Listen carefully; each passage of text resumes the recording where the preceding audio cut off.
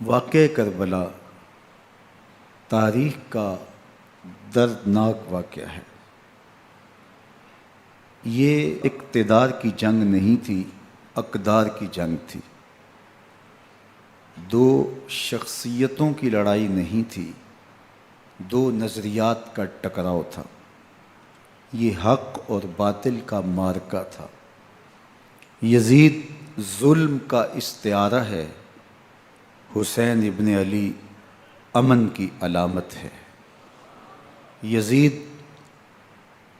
جبر کا پتلا ہے، حسین صبر کا پیکر ہے۔ یزید اپنی بدطینت فطرت اور اپنی طبع ناہموار کے باعث دنیا پر ذلت و رسوائی، ظلم، جبر، جور و زیادتی کی علامت بن کے ابھرا، اور حسین ابن علی رضی اللہ تعالی عنہ حق و صداقت کا نشان بن کے ابھرا۔ کربلا کے تپتے ہوئے ریگزار میں حسینی اور یزیدی دو کردار سامنے آتے ہیں۔ اقبال نے کہا تھا، موسیٰ و فرعون و شبیر و یزید، ایند و قوت از حیات آید پدید، زندہ حق از قوت شبیری است، باطل آخر داغ حسرت میری است، سرخ رو عشق غیور از خون او، شوخی ای مصرع از مضمون او، تا قیامت قطع استبداد کر، موج خون او چمن ایجاد کر۔ یزید بہدل کی بیٹی محسون کا ناپاک بیٹا تھا، اور حسین محمد عربی کی بیٹی فاطمہ کا شہزادہ تھا۔ یزید دمشق کے اطراف میں سرجون اور جریر اختل جیسے اوباشوں کے جرمٹ میں پل کے جوان ہوا۔ حسین کے گھر کا دروازہ مسجد نبوی کے اندر کھلتا تھا۔ یزید نشے میں دھت ہو کر کے نمازیں چھوڑ دیتا تھا۔ حسین کی کربلا کے اندر بھی نماز تہجد قضا نہیں ہوئی۔ یزید ظلم کا دوسرا نام ہے، حسین امن کی علامت ہے۔ یزید نے زندگی میں ایک مرتبہ حج کیا اور شراب کے مٹکے ساتھ لے کے آیا، اور اختل اور دیگر گویوں اور مغنیوں کو اپنے ساتھ رکھا تاکہ سفر آسانی سے کٹے۔ حسین ابن علی نے 25 حج سواری ہونے کے باوجود پیدل کیے۔ یزید حج بیت اللہ کے بعد مدینہ المنورہ آیا اور شراب کی ایک مجلس بپا کی۔ حضرت امام حسین رضی اللہ تعالی عنہ جب وہاں پہنچے تو شراب کی پھیلی ہوئی بدبو کو محسوس کرتے ہوئے فرمایا، یہ بو کیسی ہے؟ تو نشے میں دھت یزید بولا، یہ شام میں بنتی ہے، اور ایک جام منگوایا اور اس کو پیتے ہوئے دوسرا جام حضرت امام حسین رضی اللہ تعالی عنہ کی طرف بڑھاتے ہوئے کہا، ابا عبداللہ لیجئے۔ تو حضرت امام حسین رضی اللہ تعالی عنہ نے فرمایا، میں اس کی طرف دیکھتا بھی نہیں ہوں، اور پھر وہ عشقی اشعار پڑھنے لگا۔ جب یزید کی شراب نوشی کا منظر امام حسین رضی اللہ تعالی عنہ اپنی آنکھوں سے دیکھ چکے تھے تو مجھے بتاؤ، یزید کے ہاتھ پہ امام حسین کا پاک ہاتھ کیسے آتا؟ حضرت امام حسین رضی اللہ تعالی عنہ جس ماحول میں پلے تھے، جس ماحول میں پرورش پائی تھی، جس ماحول میں رہے تھے، وہ پاکیزہ اور تقدس مآب ماحول تھا۔ اور یزید کبھی اطراف دمشق میں، کبھی غوطہ میں، کبھی الخضرہ محل میں، اور کبھی کہاں اور کبھی کہاں داد عیش دیتا رہا اور لہو و لعب کے اندر مصروف رہا، اور اس کی زندگی ان چیزوں سے عبارت تھی۔ وہ محرمات کو حلال قرار دیتا، شراب نوشی اس کی ہڈیوں میں رچی ہوئی تھی، اور شریعت بیضا کا مذاق اڑایا کرتا۔ اور حسین ابن علی رضی اللہ تعالی عنہ کی دوستیاں جن لوگوں سے تھی وہ عبداللہ ابن عباس تھے، عبداللہ ابن عمر تھے، حضرت عبد الرحمن بن ابو بکر رضی اللہ تعالی عنہ تھے۔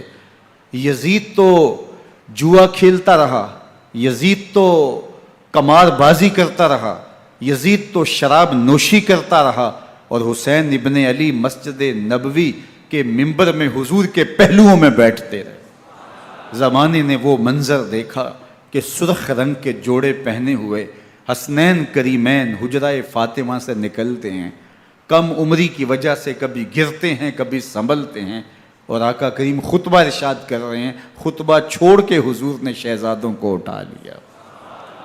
وہ منظر بھی زمانے نے دیکھا۔ حضرت عبداللہ بن شداد کہتے ہیں کہ حضور سجدے میں تھے اور سجدہ اتنا طویل ہو گیا، ہمیں لگا یا تو وحی کا نزول ہو رہا ہے یا پھر اللہ کا حکم آ گیا اور اللہ کے محبوب کی روح قبض کر لی گئی۔ لیکن میں نے جب نظریں اٹھا کے ننکیوں سے دیکھا تو کیا منظر تھا کہ حسین ابن علی حضور کی پشت پہ بیٹھے ہوئے اور میرے آقا سجدے کو طول دے رہے ہیں۔ اللہ اکبر! حسین کے لیے پیغمبر کے سجدوں کو طول دیا جا رہا ہے۔ حسین ابن علی کبھی ممبر پہ حضور کی اطراف میں بیٹھتے ہیں، وہ منظر بھی دنیا نے دیکھا کہ حضور کے مبارک کندھوں پر حسین ابن علی بیٹھے ہیں اور حضور کی زلفوں کو پکڑا ہوا ہے۔ تو حضرت عمر رضی اللہ تعالیٰ عنہ دیکھ کے کہتے ہیں واہ واہ کیسی سواری میسر آئی حسین ابن علی کو۔ تو میرے آقا مسکرا کے کہتے ہیں عمر سواری دیکھتے ہو سوار بھی تو دیکھو۔ اللہ اکبر! حضرت اسامہ بن زید بن حارثہ رضی اللہ تعالیٰ عنہ فرماتے ہیں رات کا ایک پہر گزر گیا اور مجھے حضور سے کوئی کام تھا، میں آقا کریم کی خدمت میں حاضر ہوا، در دولت پہ دستک دی، حضور تشریف لائے تو چادر اوڑی تھی، بکل کی ہوئی تھی میرے حضور نے، تو میں نے اپنی حاجت کہی تو حضور نے میری حاجت پوری کر دی۔ لیکن ایک منظر میں نے دیکھا کہ حضور نے جو چادر کی بکل فرمائی تھی اس کے اطراف میں پہلوؤں میں ابھار تھے جس طرح اندر کوئی ہو۔ مجھ سے نہ رہا گیا، میں نے پوچھ لیا، میں نے کہا بندہ نواز چادر کے اندر کیا ہے؟ فَكَشَفَهُ، تو حضور نے چادر کو کھول دیا۔ فَإِذَا الْحَسَنُ وَالْحُسَيْنُ عَلَىٰ وَرِكَيْهِ، تو کہتے ہیں میں نے اپنی آنکھوں سے دیکھا ایک پہلو سے امام حسین لپٹے ہوئے تھے، ایک پہلو سے امام حسن لپٹے ہوئے تھے۔ فرمایا یہ میرے بیٹے ہیں، یہ میری بیٹی کے بیٹے ہیں، اے اللہ میں ان سے پیار کرتا ہوں، تو بھی ان سے پیار کر، جو ان سے پیار کرے اس سے بھی پیار کر۔ ان کی محبت کا درس دیا، ان کے پیار کا سبق پڑھایا، کہا ان سے پیار کرنے والا میرے سے پیار کرنے والا ہے، ان سے بغض رکھنے والا میرے سے بغض رکھنے والا ہے۔ ان کی تکلیف حضور کو بے چین کر دیتی تھی۔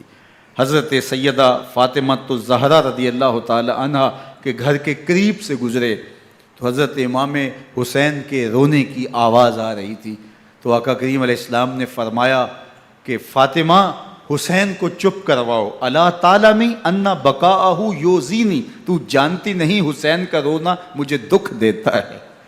حسین ابن علی کو حضور رونے نہیں دیتے تھے، ان کو دکھی نہیں ہونے دیتے تھے، کیونکہ رسول اللہ صلی اللہ علیہ وسلم جانتے تھے کہ یہ کتنے دکھ سہے گا، کتنی تکلیفوں سے گزرے گا اور کتنے مصائب سہے گا۔ زمانے نے وہ گھڑیاں بھی دیکھیں کہ حضرت حذیفہ بن یمان رضی اللہ تعالیٰ عنہ فرماتے ہیں کہ میں حضور کی خدمت میں نماز مغرب کی ادائیگی کے لیے حاضر ہوا، اور میں نے یہ اجازت خاص طور پہ اپنی ماں سے اس شرط پہ لی تھی کہ امی آپ مجھے اجازت دیں، میں حضور کی خدمت میں حاضر ہوتا ہوں، مغرب کی نماز بھی ادا کروں گا اور پھر حضور سے عرض کروں گا حضور میرے لیے اور میری ماں کے لیے بخشش کی دعا کر دیجئے۔ ماں نے اس شرط پہ اجازت دے دی اور میں حضور کی خدمت میں آ گیا، نماز مغرب ادا کی، سلام پھرا تو میرے دل میں آرزو تھی میں حضور سے عرض کروں حضور میرے لیے اور میری ماں کے لیے مغفرت کی بخشش کی دعا کر دیں، لیکن حضور عبادات میں ذکر میں نوافل میں ایسے مشغول ہوئے کہ میں آرزو رکھنے کے باوجود بھی عرض نہ کر سکا۔ خیر نماز عشاء کا وقت ہوا، اذان پکاری گئی، حضور مصلی پہ آئے، نماز پڑھی، سلام پھرا، تو میرے دل میں پھر خیال آیا کہ ماں سے ایک نماز کی چھٹی لی تھی، نمازیں بھی 2 ہو گئیں، ماں نے جاتے پوچھنا ہے حضور سے میرے لیے اور اپنے لیے مغفرت کی، بخشش کی دعا کروائی تھی، تو کیا جواب دوں گا؟ اور حضور اٹھے اور کاشانہ اقدس کی طرف چل دیے۔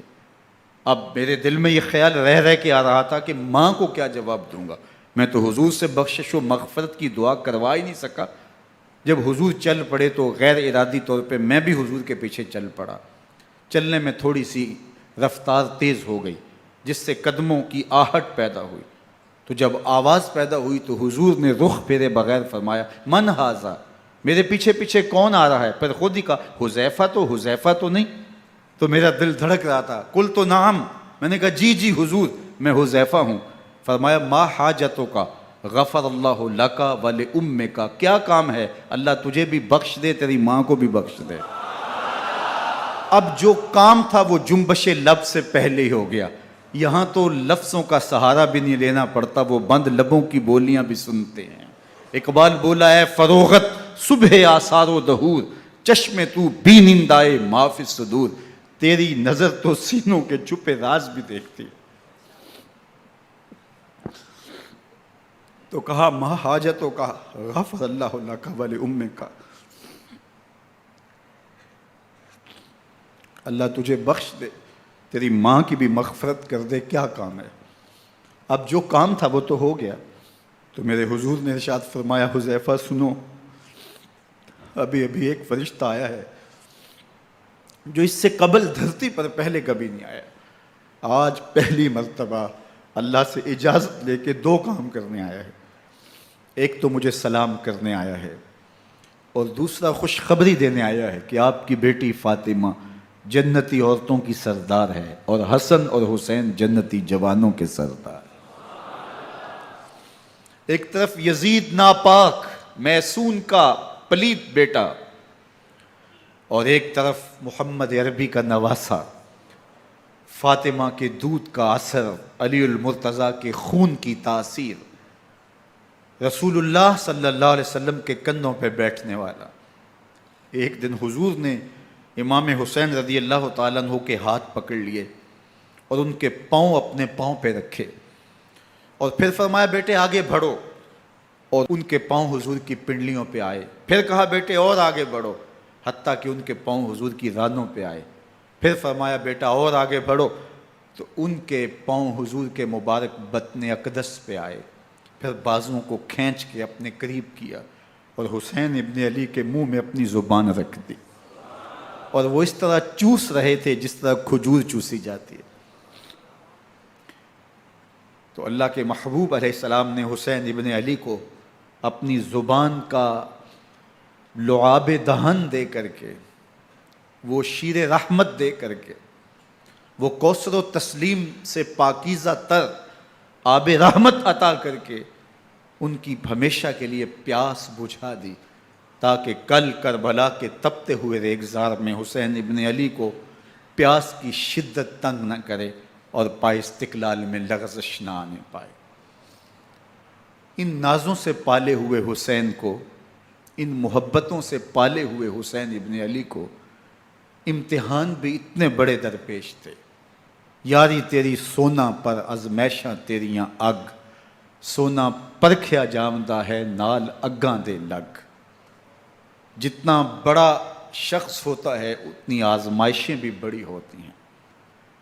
پیغمبر رحمت کی آغوش میں کھیلنے والا، حجرہ فاطمہ کا جانشین، مصلی رسول کا وارث، منبر رسول صلی اللہ علیہ وآلہ وسلم پر حضور کے مبارک پہلو اور گود میں بیٹھنے والا حسین، حضور کی زبان چوسنے والا حسین، حضور کے کندھوں پہ سواری کرنے والا حسین، آقا کریم علیہ الصلوۃ والسلام کے مبارک سجدے کی حالت کے اندر حضور کی پشت پہ کھیلنے والا حسین، جس حسین کا دروازہ مسجد نبوی کے اندر کھلتا تھا اور یزید کی کرتوتوں کے چشم دید گواہ تھے۔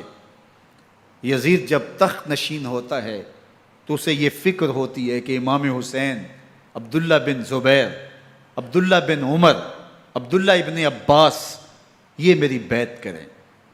اور وہ ولید بن عقبہ کو لکھتا ہے کہ ہر صورت میں ان کی بیعت لو، اور اگر بیعت نہ دیں تو سختی کرو. حضرت امام حسین رضی اللہ تعالی عنہ کو بلاوا آتا ہے کہ آپ کو دارالامارت میں گورنر ہاؤس میں بلایا جا رہا ہے. ولید بن عقبہ کا پیغام آپ کو پہنچتا ہے. آپ اس وقت فرماتے ہیں کہ اس وقت جو پیغام پہنچا ہے وہ کسی خطرے سے خالی نہیں ہے. تو کچھ سواروں کو ساتھ لیا، کہا تم دارالامارت کے باہر کھڑے رہنا، اگر میری آواز بلند ہوئی تو اندر آ جانا، ورنہ تم انتظار کرنا. آپ اندر گئے. ولید بن عقبہ نے مروان کو بھی بلایا تھا. مروان بن حکم یہ گورنر مدینہ ولید سے پہلے رہ چکا ہے، تو اس نے مشورہ دیا کہ سختی کی جائے.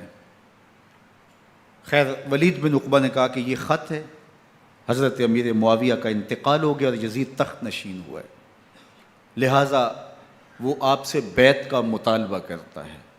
تو حضرت امام حسین رضی اللہ تعالیٰ عنہ نے فرمایا کہ میرے جیسا شخص یوں چھپ کے بیعت نہیں کر سکتا. اور آپ واپس پلٹے. مروان بن حکم نے ولید بن عقبہ کو کہا کہ یہ موقع ہے جانے نہ دیا جائے، اگر یہ نکل گئے تو دوبارہ تم قابو نہیں پا سکو گے، اور انہیں یہیں قتل کر دیا جائے. حضرت امام حسین رضی اللہ تعالیٰ عنہ نے یہ بات سن لی.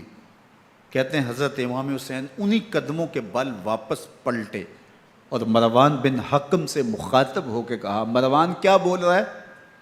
وہ خاموش ہو گیا. فرمایا تو جانتا نہیں ہم کون ہیں؟ آنا حسین ابن علی ابن ابی طالب، میں حسین ہوں، میں علی کا بیٹا ہوں. ہمارے گھر میں قرآن اترتا رہا ہے، وحی کا نزول ہوتا رہا ہے، اور یزید فاسق ہے، فاجر ہے، مسلمانوں کا قاتل ہے اور شرابی ہے. میں ڈنکے کی چوٹ پہ یزید کی بیعت سے انکار کرتا ہوں. بس حیدری کچھار سے محمدی شیر نکل آیا ہے. اب اوسان خطا ہو گئے، راستہ چھوڑ دیا، واپس آئے. سیدہ زینب سے ملے. کہا مدینے کو چھوڑنا پڑے گا. کہا بھیا کیا ہوا؟ کہا یزید بیعت لینے پہ مصر ہے اور میں کسی صورت بھی بیعت نہیں کروں گا. رسول اللہ کا مدینہ ہمارے خون سے لالا زار بنے گا. میں نہیں چاہتا کہ حضور کے شہر نور کی حرمت پامال ہو. دوستو وہ کیسا منظر ہوگا جب حسین ابن علی نے آخری حاضری حضور کے روضے پہ دی ہوگی. حاجی یا معتمر 10 دن کے لیے، 8 دن کے لیے، 20 دن کے لیے مدینہ المنورہ عارضی سکونت اختیار کرتا ہے، اور حضور کے روضہ انور سے، اس شہر نور سے، ان گلیوں سے، ان بام و در سے ایسا مانوس ہو جاتا ہے کہ جب واپس پلٹ رہا ہوتا ہے ان دعاؤں کے ساتھ کہ دوبارہ آنا بھی نصیب ہو، اور اسے لگتا ہے کہ میں دوبارہ بھی بلایا جاؤں گا، لیکن اس کے باوجود شہر حبیب چھوڑنا قیامت سے کم نہیں ہوتا. اعظم چشتی مرحوم آخری بار جب حضور کے روضہ انور پہ گئے تو بیمار تھے، ویل چیئر پہ تھے. باب بقی سے باہر نکلے تو خادم سے کہا کہ میری ویل چیئر پیچھے سے کھینچو تاکہ میرا رخ روضہ انور کی طرف رہے. اور وہ پیچھے سے کھینچتا چلا جا رہا ہے، اور جب باب مکہ سے پیچھے جنت البقیع کے قریب سے گنبد خضرا نگاہوں سے اوجل ہونے لگا تو اعظم چشتی مرحوم نے کہا، جان بدن سے نکلتی ہے اعظم، جان بدن سے نکلتی ہے اعظم، کوئی آسان ہے مدینے سے جدا ہونا، کوئی آسان ہے مدینے سے جدا ہونا. یہ اس شخص کی کہانی ہے جو 10 دن، 5 دن، مہینہ، 2 ماہ وہاں رہتا ہے، اور پھر اس شہر کو چھوڑ کے آنا اس کے لیے آسان نہیں ہوتا. اور مجھے بتاؤ کہ حسین جو پیدا مدینے میں ہوا، جس کے گھر کا دروازہ مسجد نبوی کے اندر کھلتا تھا، جو مسجد نبوی کے اندر پرورش پا کے جوان ہوتا ہے اور مدینے کی گلیوں میں کھیلتا رہا، اس حسین ابن علی کے لیے مدینہ چھوڑنا، اور پھر وہ اس بات کا علم اور شعور رکھتے تھے کہ یہ آخری بار حضور کے در پہ حاضری ہے، دوبارہ اس شہر نور میں نہیں آ سکوں گا، تو کیا قیامت ہوگی اور کیا منظر ہوگا۔ محمد بن حنفیہ کے علاوہ خاندان نبوت کے جتنے لوگ تھے ان سب نے شہر مدینہ کو الوداع کہا، اور رات کے موقع میں مدینہ المنورہ کو، مسجد نبوی کو چھوڑ کر کے مکہ کی جانب عازم سفر ہوئے۔ 3 شعبان المعظم کو مکہ المکرمہ پہنچتے ہیں، ادھر کوفیوں کے خطوط آنے شروع ہو جاتے ہیں۔ حضرت امام حسین رضی اللہ تعالیٰ عنہ مسلم بن عقیل رضی اللہ تعالیٰ عنہ کو صورتحال معلوم کرنے کے لیے بھیج دیتے ہیں۔ 40,000 کوفی آپ کے ہاتھ پہ بیعت کر لیتے ہیں۔ ادھر 25 پیدل حج کرنے والے حضرت امام حسین 8 ذی الحج کو احرام باندھتے ہیں، لیکن آپ کو پتہ چلتا ہے کہ حاجیوں کے روپ میں قاتل چھپا دیے گئے، تو آپ اس احرام کو حج کی بجائے عمرے میں بدلتے ہیں اور کوفے کی جانب عازم سفر ہوتے ہیں۔ کائنات والو، ذرا سینے پہ ہاتھ رکھ کے دیکھو کہ یہ کتنا مشکل مرحلہ تھا۔ اس دین کی آبرو کو بچانے کے لیے حضرت امام حسین رضی اللہ تعالیٰ عنہ نے کتنا بڑا قدم اٹھایا۔ آپ کے بہی خواہ، دوست، احباب عبداللہ بن عمر یہ سارے روکتے ہیں۔ عبداللہ بن عباس کہتے ہیں حضرت نہ جائیے، الکوفی لا یوفی، کوفی کبھی وفا نہیں کرتے، آپ کے والد کو وہاں شہید کیا گیا، لیکن آپ ایک فرض کو نبھانے جا رہے ہیں۔ میرے غم گسارو، میرے مہربانوں، نہ روکو مجھ کو جانے دو، مجھے نانے کے دی کی ڈوبتی کشتی بچانے دو، میں جاتا ہوں کہ دنیا پر وفا کا نام رہ جائے، میں رہوں نہ رہوں پر عظمت اسلام رہ جائے۔ میں نہیں جاتا تو نبی کے گھر کی آن جاتی ہے، میں نہیں جاتا تو نبی کے گھر کی آن جاتی ہے، تمہارا دین جاتا ہے، میری غیرت ایمان جاتی ہے۔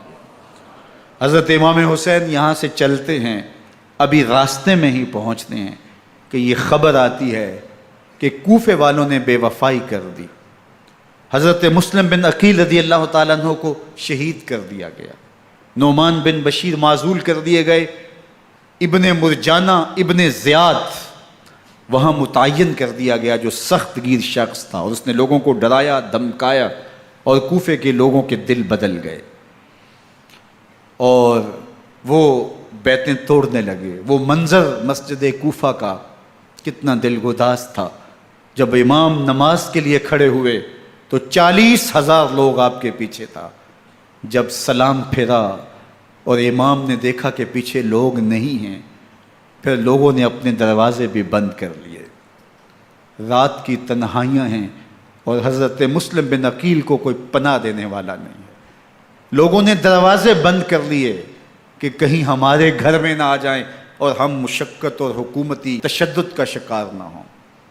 کتنا دردناک لمحہ ہے حضرت مسلم بن عقیل رضی اللہ تعالیٰ عنہ پہ، اور پھر حضرت مسلم بن عقیل بے دردی سے شہید کر دیے جاتے ہیں۔ آپ ابھی راستے میں ہیں، یہ ساری کہانی پہنچتی ہے کہ حضرت مسلم شہید کر دیے گئے اور بے دردی سے شہید کر دیے گئے۔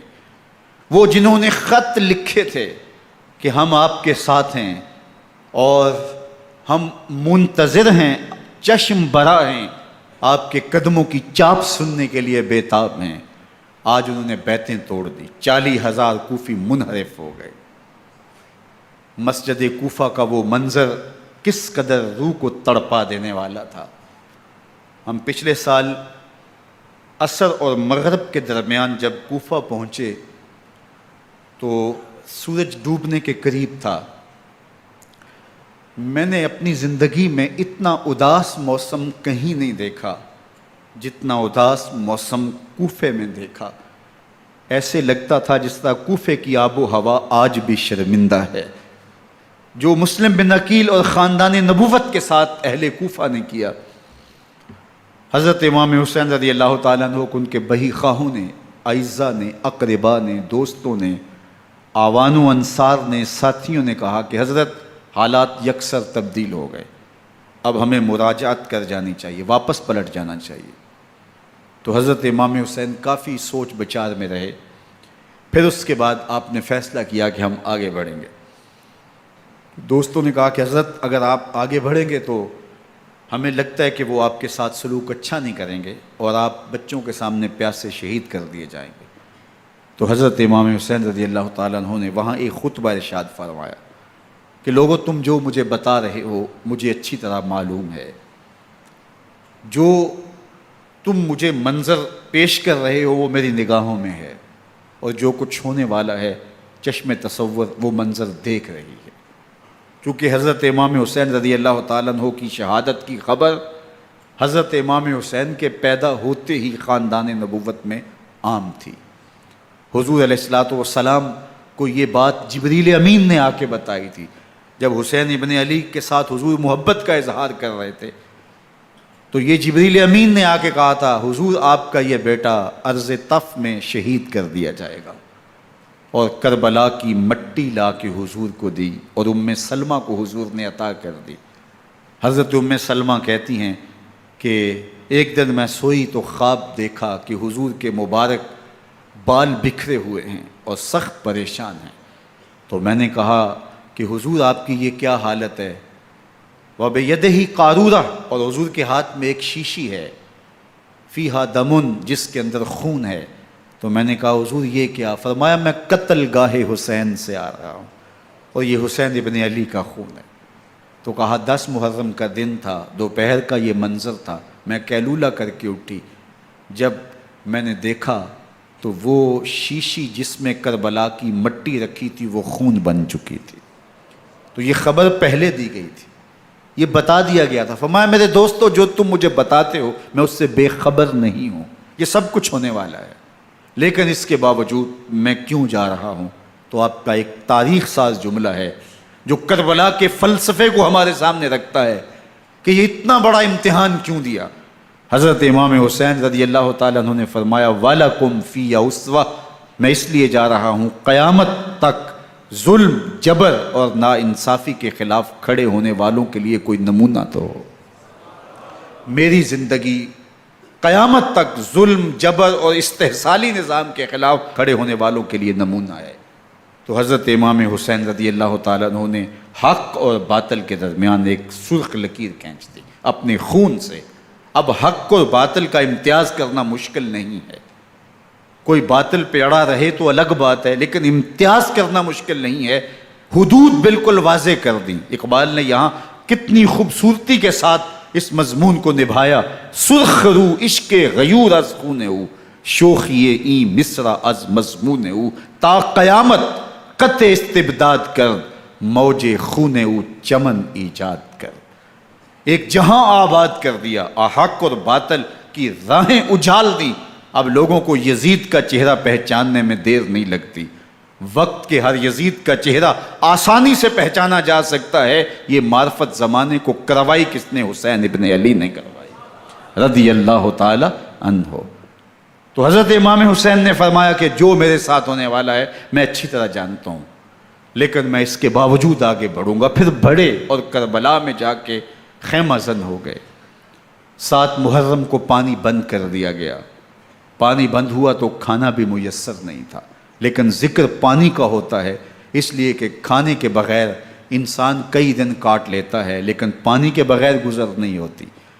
تو فرات کی نہر سامنے اپنی موجوں کے ساتھ چمک رہی ہے، لیکن ایک قطرہ آب بھی آل رسول کو نہیں دیا جا رہا۔ کائنات کے اندر ایسے انوکھے امتحان بھی ہوتے ہیں، وارث ہوں ساقی کوثر کے، مالک ہوں حوض کوثر کے، اور بیٹے ہوں ساقی کوثر کے، اور آج ایک بوند پانی کی بھی میسر نہ ہو۔ صبر کا امتحان ہے، عزیمت کا امتحان ہے۔ حضرت امام حسین رضی اللہ تعالیٰ عنہ خیمہ زن ہو گئے، 3 دن تک پانی بند رہتا ہے، 9 محرم کو رات کی تنہائی میں حملہ آور ہونا چاہتے ہیں، لیکن آپ نے کہا کہ ہمیں اللہ کے حضور عبادت اور ذکر کے لیے وقت دیا جائے۔ ساری رات ذکر میں گزرتی ہے، عبادات میں گزرتی ہیں۔ رات کے اندھیرے میں آپ چراغ بجھا دیتے ہیں۔ آوان و انصار کو کہتے ہیں کہ ان کی دشمنی میرے ساتھ ہے، انہیں میرا خون چاہیے، اگر تم رات کی تاریکی میں نکل جاؤ تو میں تم سے کوئی مواخذہ نہیں کروں گا، اور یہ بھی تمہارا پیچھا نہیں کریں گے، اس لیے کہ ان کا مطلوب تم نہیں ہو، ان کا مطلوب میں ہوں۔ جب چراغ جلایا تو کوئی بھی نہیں گیا۔ مسلم بن اوسجہ کھڑے ہو کے کہتے ہیں حضرت اگر ہمارے بدن کو 70 بار کاٹا جائے اور جلایا جائے اور ہواؤں میں اڑا دیا جائے پھر بھی آپ کا ساتھ نہیں چھوڑیں گے۔ 70 سال کے بوڑھے ہیں حبیب بن مظاہر، کہتے ہیں حضرت آپ کو چھوڑ کے جائیں کہاں، آپ کو چھوڑ کے جائیں کہاں، کوئی ساتھ چھوڑنے کے لیے تیار نہیں ہے، پیاس ہے، سخت گرمی ہے، کربلا کا ماحول ہے، 72 افراد اور خاندان کی خواتین میدان کربلا میں خیمہ زن ہیں، دوسری طرف لشکر اعداء اشقیا 22,000 کی تعداد میں مقابلے میں، ایک روایت 30,000 کی ہے۔ ان صرف 72 پیاسے لوگوں کے لیے اتنے لوگوں کو جمع کرنے کا مقصد خوف زدہ کرنا تھا۔ شرط ہے کہ یا یزید کی بیعت کر لیں، محاصرے توڑ دیں گے، پانی دستیاب ہوگا، اعزاز و اکرام سے نوازا جائے گا، خزانوں کے منہ کھول دیے جائیں گے۔ لیکن حسین ابن علی کہتے تھے سب کچھ لٹ جائے گا، باطل کے ہاتھ پہ ہاتھ نہیں رکھوں گا۔ اللہ اکبر۔ اب صبح طلوع ہوتی ہے، عاشور کا دن چڑھتا ہے، سورج اپنی پوری تمازت کے ساتھ گرمی برسا رہا ہے۔ آج خاندان نبوت کا امتحان زمانے نے دیکھنا ہے۔ رسول اللہ کا لعاب چوسنے والا اس کے صبر کا آج امتحان ہے، حضور کے کندھوں پہ کھیلنے والے حسین کا آج امتحان ہے۔ اللہ اکبر۔ حسین ابن علی تمام حجت کرتے ہیں میں نے تمہارا کچھ نہیں بگاڑا، میں نے کسی کا خون نہیں کیا، میں نے کوئی زیادتی نہیں کی، تم کیوں میرے قتل کے در پہ ہو؟ تم جانتے نہیں میں کون ہوں؟ میں تمہارے نبی کا نواسا ہوں، رسول اللہ صلی اللہ علیہ وآلہ وسلم کے کندھوں پہ کھیلتا رہا ہوں، حضور کا لعاب چوستا رہا ہوں، اور میں بوسہ گاہ رسول صلی اللہ علیہ وآلہ وسلم ہوں۔ لیکن ان اشقیاء کے دل پر کوئی چیز اثر انداز نہیں ہوتی۔ ایک ہور ہے، اللہ اس کے دل میں نرمی ڈالتا ہے۔ پہلے تو امام حسین کو گھیر کے لے کر کے آتا ہے، لیکن بعد میں وہ قافلہ یزید سے قافلہ حسین کی طرف آ جاتا ہے۔ امام حسین فرماتے ہیں تو دنیا میں بھی ہور ہے، آخرت میں بھی ہور ہے، آزادی مل جاتی ہے۔ باقی 22,000 کا لشکر جرار امام حسین کے قتل کے در پہ ہے۔ پھر تاریخ نے خاندان نبوت کا وہ انوکھا امتحان دیکھا۔ حضرت امام حسین کے بچے بالخصوص خواتین پیاس کی شدت میں حلق خشک ہیں۔ حضرت سکینہ تڑپ کے اپنے باپ سے کہتی ہیں کہ مجھے 6 ماہ کے علی اصغر کی پیاس نہیں دیکھی جا رہی۔ بچے کو ہاتھوں پہ اٹھاتے ہیں اور نہر فرات کے کنارے پہنچ کے فرماتے ہیں اشقیاء سے مخاطب ہو کے تمہارا معاملہ میرے ساتھ ہے، اس 6 ماہ کے بچے نے تمہارا کچھ نہیں بگاڑا، اور چلو بھر کے اس کا حلق سیراب کرنا چاہتے ہیں۔ ایک 2 شاخہ تیر آتا ہے جو حضرت علی اصغر کے گلے کو چیر دیتا ہے۔ راوی لکھتے ہیں کہ وہ عام تیر نہیں تھا، جانوروں کو شکار کرنے کے لیے جو بڑے تیر ہوتے ہیں وہ 2 شاخہ تیر تھا۔ وہ گردن کو کاٹ دیتا ہے، خون بہنے لگتا ہے، گردن لٹک جاتی ہے۔ حضرت امام حسین وہ بہتا ہوا خون اپنے چلو میں لیتے ہیں اور آسمان کی طرف اچھال کے کہتے ہیں مالک حسین کی یہ قربانی بھی قبول فرما۔ یہ تماشا لب بام نہیں ہے، بچہ بیمار ہو ڈاکٹر جواب دے دیں، ماں باپ کے ہاتھ پھول جاتے ہیں، زندگی کی سانسیں ابھی چل رہی ہوتی ہیں، لیکن ڈاکٹر کہے کہ یہ میرے بس کا روگ نہیں ہے، کہیں اور لے جاؤ، تو زندگی کا لف و نشر غیر مرتب ہو جاتا ہے۔ میں سلام پیش نہ کروں حسین ابن علی کو، 6 ماہ کا علی اصغر ہاتھوں میں دم توڑتا ہے، گردن لٹک جاتی ہے، خون بہہ رہا ہے، اب خیموں کی طرف بڑھ رہے ہیں، لیکن زبان پہ شکایت نہیں ہے، کہتے ہیں مالک حسین کی یہ قربانی قبول کر لے۔ اب خیموں کی طرف آنا، شہر بانوں ام رباب سیدہ زینب حضرت سکینہ سلام اللہ علیہا کا سامنا کوئی آسان کام نہیں تھا، لیکن حسین ابن علی آتے ہیں، شہزادے کو یہاں خیموں کے قریب رکھ کے کہتے ہیں کہ یہ حوض کوثر سے سیراب ہو گیا ہے۔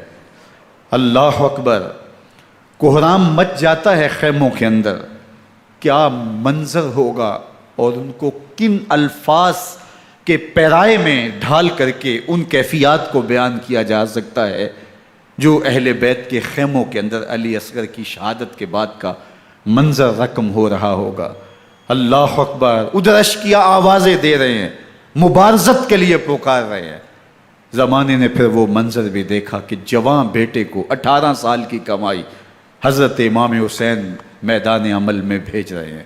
وہ علی اکبر جو حسین کا نور نظر ہے، آنکھوں کا قرار ہے، دل کی تسکین ہے۔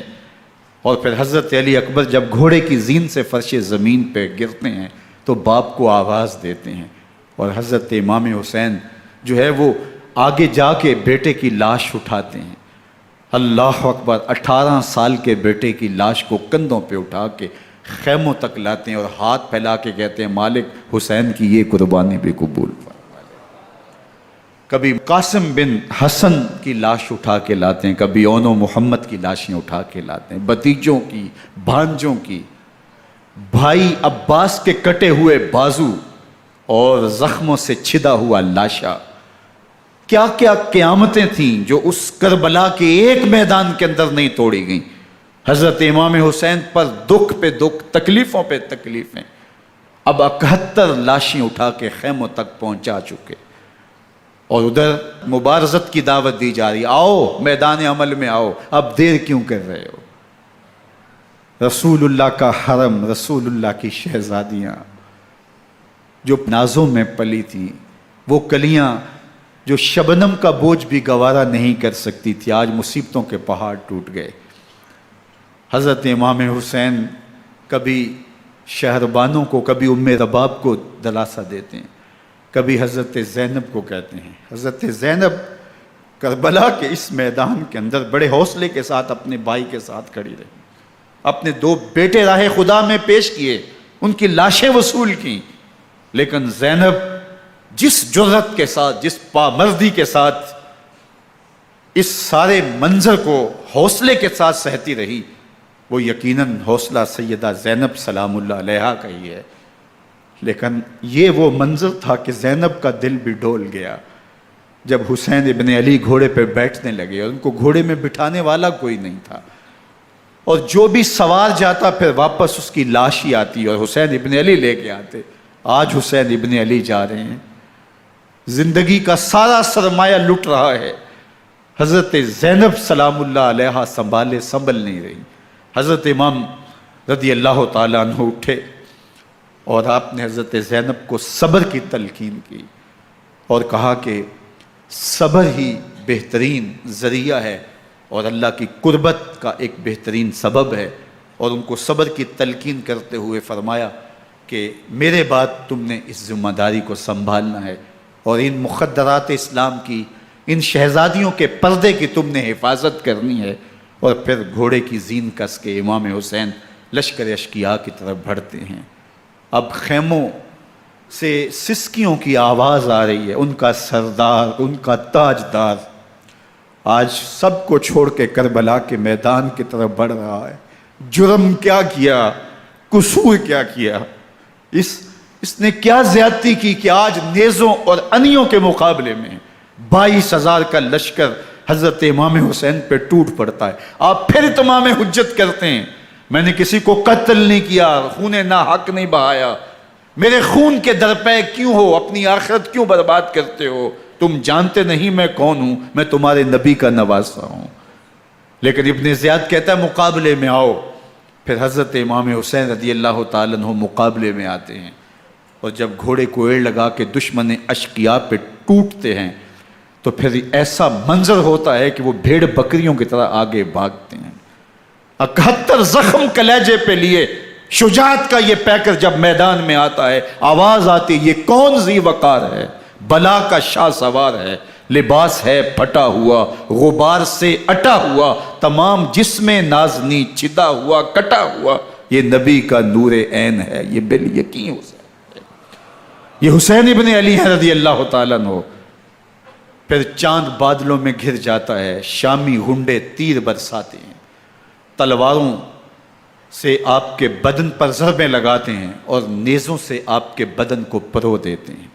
جب آپ کا پیراہن بعد میں اتارا گیا تو آپ کے پیراہن میں 122 سوراخ تیروں کے تھے، 33 زخم تلواروں کے اور 34 گھاؤ نیزوں کے تھے۔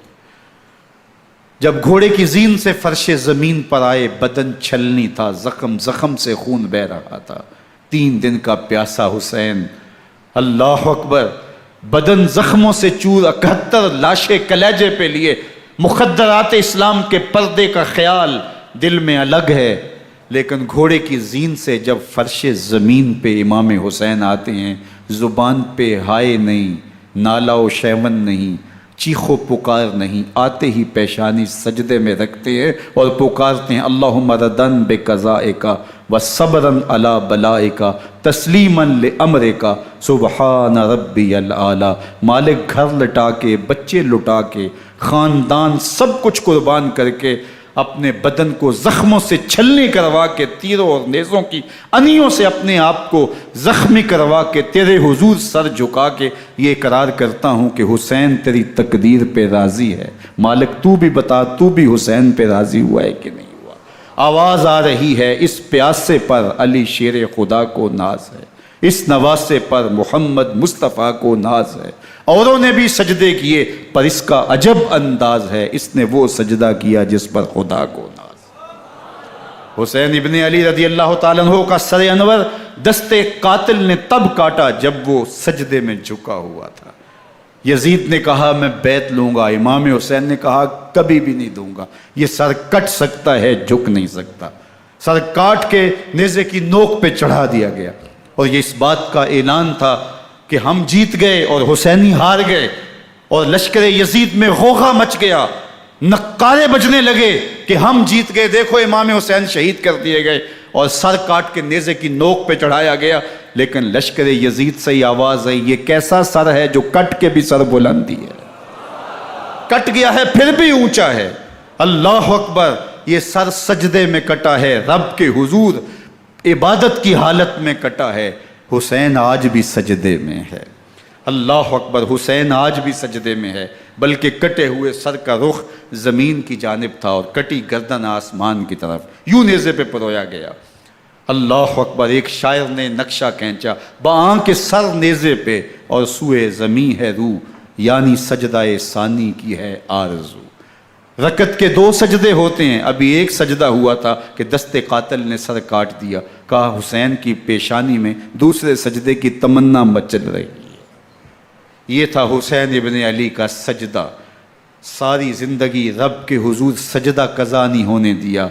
آج پانی نہیں ہے، اللہ اکبر، آج تیمم کر لیتے ہیں، آج اپنے خون کو اوڑھ کر کے حسین نے اپنی پیشانی اپنے مالک کے حضور جھکا کر کے عظیمت کی وہ انوکھی داستان رقم کر دی کہ صدیاں گزرنے کے باوجود بھی ان کی یادوں کے چراغ روشن ہیں۔ جب حضرت امام حسین اور دوسرے اعیان و انصار کو شہید کر دیا گیا تو ان کے سر نیزوں کی نوک پہ چڑھا دیے گئے، حضرت امام حسین کا کٹا ہوا سر اور باقی 71 افراد کے کٹے ہوئے سر نیزوں کی نوک پہ، اور 10 سواروں کو ابن سعد نے کہا کہ ان کو رون دو، اور گھوڑوں کی ٹاپوں تلے حضرت امام حسین رضی اللہ تعالیٰ عنہ اور ان کے آوان و انصار کو جو ہے وہ روندا گیا، حتیٰ کہ ان کی استخوان مبارک، ان کی ہڈیاں بھی چور چور ہو گئیں۔ روننے سے قبل ان کا لباس اتار لیا، ان کے کپڑے اتار لیے گئے، اللہ اکبر، کیسی دردناک گھڑیاں تھیں۔ یزید کا صرف یہی بد کرداری کا مرحلہ نہیں تھا، اس کربلا کے صحرا کے اندر یزید نے جس طرح امام حسین رضی اللہ تعالیٰ عنہ کو شہید کیا اور حضرت امام حسین کے خاندان کو شہید کیا، جب مدینہ المنورہ پر یزید نے مسلم بن عقبہ کو مقرر کیا، جس کو بزرگوں نے مصرب بن عقبہ کہا ہے، تو اس کو کہا 3 دن تک مدینے کا حرم تمہارے لیے حلال ہوگا، جو چاہو تم کرنا، اور شامی فوجوں کو اجازت ہوگی۔ تو وہاں بھی انہوں نے 10,000 تابعین اور 700 صحابہ کو شہید کیا۔ حضرت ابو سعید خدری رضی اللہ تعالیٰ عنہ گھر سے باہر نکلے، کافی بوڑھے ہو چکے تھے، تو انہوں نے حضرت ابو سعید خدری کو پکڑ لیا، کہا تم کون ہو؟ کہا مجھے ابو سعید خدری کہتے ہیں۔ تو کہا ہاں تمہارا نام سنا ہے، اور داڑھی سے پکڑ کے کھینچا اور کہا کہ ہے تمہارے پاس جو ہمیں دو؟ تو کہا کہ میرے پاس تو کچھ بھی نہیں، میں تو فقیر آدمی ہوں۔ تو ان کے گھر ان کو لے گئے، تو 2 کبوتر رکھے تھے حضرت ابو سعید خدری نے، تو وہ کبوتر لوٹ کے لے گئے۔ اللہ اکبر۔ حضرت ابن سنان رضی اللہ تعالیٰ عنہ کو، جو حضور کے علم بردار تھے فتح مکہ کے دن، ان کو ستو پہلے پلائے اور پھر ان کی گردن کاٹی گئی، اور کہا یہ ہے وہ ستو جو تم زندگی میں آخری بار پیو گے۔ ایک گھر میں داخل ہوئی شامی فوج، تو ایک خاتون کے ابھی بچہ پیدا ہوا تھا، اور قابلہ نے، دائیا نے، وہ بچہ ماں کی چھاتی پہ لٹایا، اور وہ ماں کا پہلا دودھ پی رہا تھا۔ تو یہ جا کے کہنے لگے نکالو تمہارے پاس جو کچھ ہے۔ تو اس خاتون نے کہا تم جانتے ہو یہ بچہ کون ہے؟ تو انہوں نے کہا ہم نہیں جانتے۔ کہا یہ حضرت ابن ابی کبشہ انماری رضی اللہ تعالیٰ عنہ کا بچہ ہے، اور یہ وہ صحابی ہیں کہ جو بیت الشجرہ کے موقع پہ حضور کے ہاتھ پہ بیعت کرتے ہیں۔ انہوں نے اس چیز کا لحاظ نہ کیا کہ جو کچھ ہے وہ ہمیں دو، ورنہ تیرے بچے کو نہیں چھوڑیں گے۔ تو ماں بچے سے مخاطب ہو کے کہتی ہے، ابھی بچہ پیدا ہوا ہے اور ماں سے پہلا دودھ پی رہا ہے، کہ بیٹے اگر میرے پاس کچھ ہوتا، وہ قیمتی سے قیمتی چیز بھی ہوتی، تیری جان کے لیے قربان کرتی، لیکن اس وقت میرے پاس کچھ ہے نہیں۔ تو ایک شکی آگے بڑھا اور بچے کو ایک ٹانگ سے پکڑ کے کھینچ کے دیوار کے ساتھ پٹک کے مارا، جس سے دماغ کا بھیجا نکل گیا۔ کیا کیا زیادتیاں نہیں کی۔ 700 صحابہ حرہ کے واقعہ میں شہید کیے یزید نے، اور 10,000 تابعین شہید کیے۔ مسجد نبوی میں منبر رسول کے ساتھ گھوڑے باندھے، اور وہ منبر رسول اور مصلی رسول کے قریب لید کرتے رہے۔ حضرت سعید بن المسیب فرماتے ہیں میں نابینا تھا اور حضور کے روضہ انور کے پاس بیٹھا تھا، اور یزید کے سپاہی آتے، جو بھی مسجد میں نظر آتا پکڑ کے لے جاتے، مجھے نابینا سمجھ کے چھوڑ دیتے، لیکن میں پریشان تھا کہ ظہر کا وقت ہوگا، عصر کا وقت ہوگا، مغرب عشاء کا وقت ہوگا، نہ اذان، نہ اقامت، نہ جماعت، تو کیسے مجھے پتہ چلے گا کہ نماز کا وقت ہو گیا، اور کیسی میری نمازوں کا کیا بنے گا؟ میں اس فکر میں بیٹھا تھا۔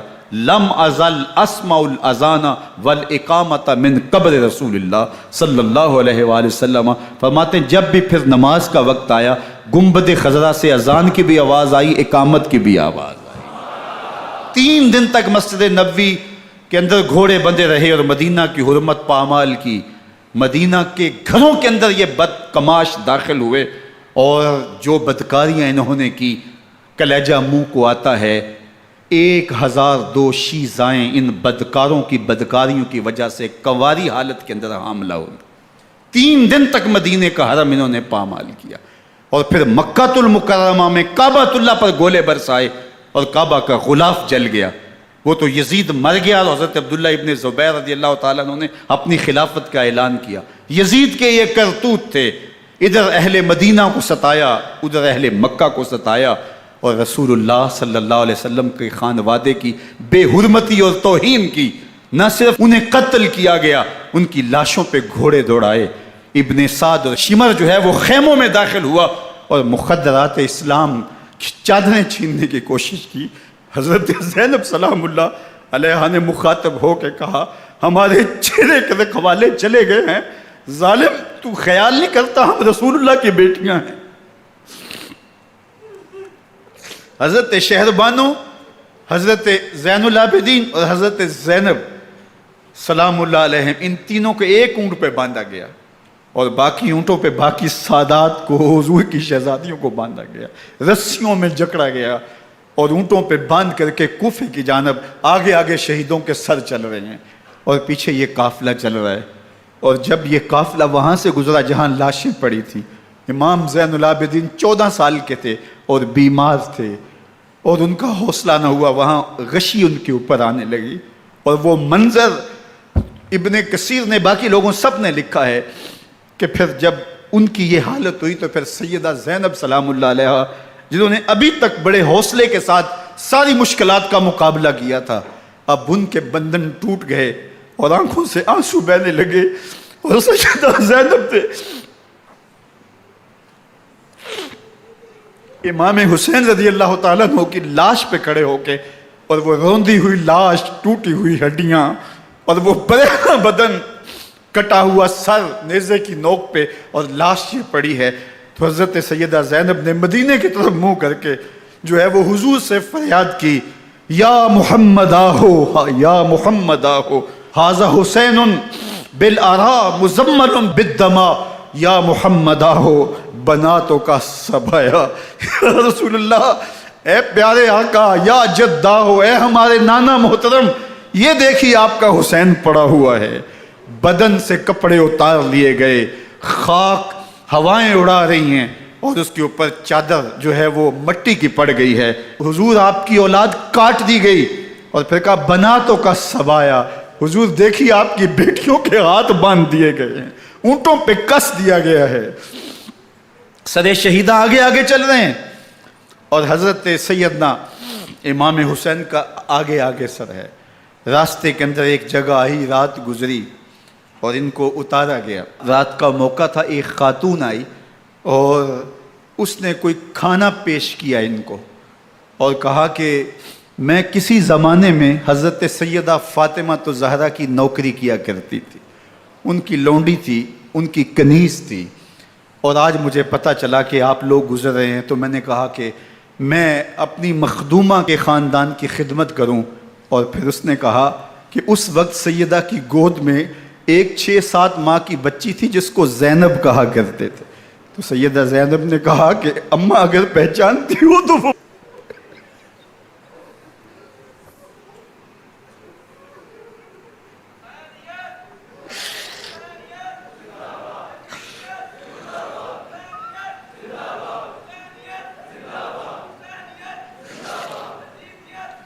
یہ تاراج اور لٹا ہوا کارواں پھر وہاں سے کوفے میں کیسے پہنچا، اور کوفے کے اندر سیدہ زینب سلام اللہ علیہا نے وہ یزید کے دربار میں، ابن زیاد کے دربار میں وہ جرأت آمیز جو باتیں کہیں، اللہ اکبر، زینب کی زبان میں علی کی خطابت بول رہی تھی، اور پھر دشمن اور دوست سارے رونے لگے، اور وہ کیا دل گداز منظر تھے۔ اور پھر یہ سروں کا قافلہ اور سادات کرام کا مشکیں کسی ہوئی ہیں اور اونٹوں پہ باندھے ہوئے، ان کو وہاں سے پھر قادسیہ اور قادسیہ سے پھر دمشق یزید کے دربار میں پہنچایا گیا، اور وہاں سے یہ لٹے ہوئے خانمہ برباد تاراج لوگ مدینہ المنورہ میں کیسے پہنچے، اور اہل مدینہ نے کیسے استقبال کیا، اور وہ منظر کتنا دلگداز تھا جب اہل مدینہ زینب سے پوچھتے تھے زینب حسین کہاں ہے؟